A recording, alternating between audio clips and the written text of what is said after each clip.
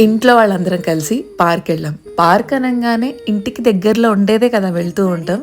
కానీ ఇది మాత్రం మా ఇంటికి చాలా దూరం. ఎంత దూరం అని మీరు అడిగితే ఒక 90 కిలోమీటర్స్ అనుకోండి. అదేంటి అంత దూరం ఒక పార్క్ కోసం వెళ్ళావా అని మీరు అనుకోవచ్చు. నేను అలాగే అనుకున్నాను మా వారు పార్క్ వెళ్దాం అనగానే. కానీ అక్కడికి వెళ్ళాకే నాకు అనిపించింది it was totally worth it. Gate బయట రేకాయలు, దోసకాయలు, చెరగడ్డలు, బుడ్డలు ఇవన్నీ చూడంగానే నా చైల్డ్హుడ్ గుర్తొచ్చింది. అక్కడ లోపల అడుగు పెట్టంగానే ఎంత ప్రశాంతంగా ఉండిందో నేను అసలు మాటల్లో ఎక్స్ప్రెస్ చేయలేను. చల్లటి గాలి మధ్యలో మా మాటలు, మా మీద సూర్యుడి కిరణాలు, పక్కన పిల్లలు ఆడుకుంటున్న శబ్దాలు, అలాగే ఒక బ్యూటిఫుల్ బోట్ హౌస్.